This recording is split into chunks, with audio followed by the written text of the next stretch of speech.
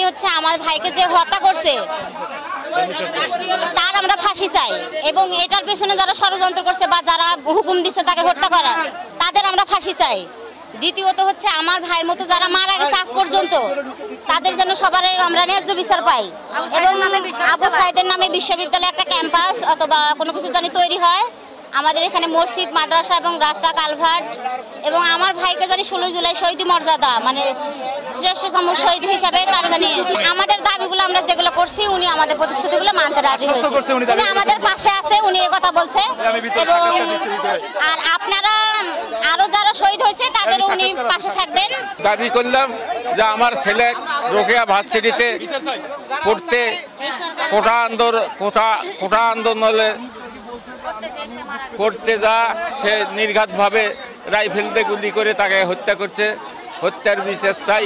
আরও মারা গেছে তাদেরও বিচার চাই, যারা অসুস্থ হয়ে আছে তাদেরও পাশে যেন দাঁড়ায়। আমার সঙ্গে থাকার কথা বলছে, আপনার পাশে থাকবো। সরকারি হাসপাতাল চাই, যেন বিনি পয়সায় মানুষ ওষুধ পায়। উনি বললো যে ঠিক আছে, আমি একবারে যাই নাই তো, আপনার সাথে খালি শুধু দেখা করলাম, এখন আপনার পাশে থাকবো। আমি সাইদের বড় ভাই মোহাম্মদ রমজান আলী।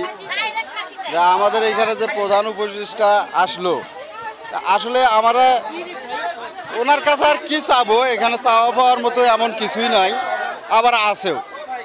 আমরা চাইছি আমাদের সমাজের একটা মসজিদ নাই, মসজিদটা আমরা আবেদন করছি আমার বাবা, হ্যাঁ। আর পীরগঞ্জের মাটিতে আমরা বিশ্ববিদ্যালয় একটা চাই, এবং আমাদের অত্র এলাকা, গ্রাম এবং দরিদ্র ফ্যামিলি সবাই আমরা এই জন্য একটা মেডিকেলের আবেদন করছি। হ্যাঁ, উনি বলছে যে আমি আছি এবং ভবিষ্যতে থাকবো, আপনার সঙ্গে আছি। আমি বললো যে আমি আছি এবং ভবিষ্যতে থাকবো। কি আর মনে হবে, এটা তো আমাদের, আমরা আর কি বলবো, এটা তো মানুষই বলতেছে যে উনি জোর করে জবরদস্তি করে ডাকে নিয়ে গেছে, আর ইনি আসার সাথে সাথে আমাদের বাসায় আসছে, এটা তো আমাদের সৌভাগ্য।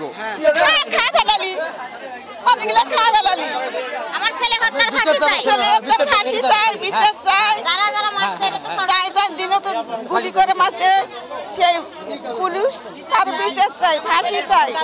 আমাদের প্রতিশ্রুতি দিল, আমি আজকে এখানে দেখা করে গেলাম, কিন্তু আমি একেবারে চলে গেলাম না, আজকের জন্য যাইতেছি, কিন্তু আমি আপনাদের পাশে থাকবো, আবু সাইদকে মনে রাখবো। আবু সাইদের মতো দেশ গড়ার তৌফিক মানে আল্লাহ যেন দেয়, সে আবু সাইদের মতন সেইভাবে চলবো উনি আশ্বাস দিচ্ছে, আমাদের পরিবারের পাশে থাকবে, সেটাই উনি।